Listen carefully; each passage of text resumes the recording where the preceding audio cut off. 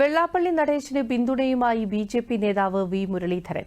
വെള്ളാപ്പള്ളി നടേശൻ പറഞ്ഞത് കേരളത്തിലെ സാമൂഹിക യാഥാർത്ഥ്യമാണെന്നും എന്നാൽ പരാമർശത്തിൽ വി.ഡി. സതീശന് പൊള്ളുന്നത് എന്തിനാണെന്നും അദ്ദേഹം ചോദിച്ചു. ഡൽഹിയിൽ മാധ്യമങ്ങളോട് സംസാരിക്കുകയായിരുന്നു വി. മുരളീധരൻ. വെള്ളാപ്പള്ളി പറഞ്ഞത് കേരളത്തിലെ ഒരു സാമൂഹിക യാഥാർത്ഥ്യമാണ്. ആ കാര്യം കേരളത്തിൽ ആർക്കും സംശയം ഉണ്ടാകേണ്ട ഒരു കാര്യമില്ല. അതിൽ കാന്തപുരവും ലീഗും ഒക്കെ എന്തിനാ പ്രതിഷേധിക്കുന്നതെന്ന് എനിക്കറിയില്ല. കാരണം അവർക്ക് അനുകൂലമായിട്ടുള്ള കാര്യമാണല്ലോ ഇടതുപക്ഷം ചെയ്തുകൊണ്ടിരിക്കുന്നത്. അത് വെള്ളാപ്പള്ളി പറഞ്ഞു എന്നേ ഉള്ളൂ.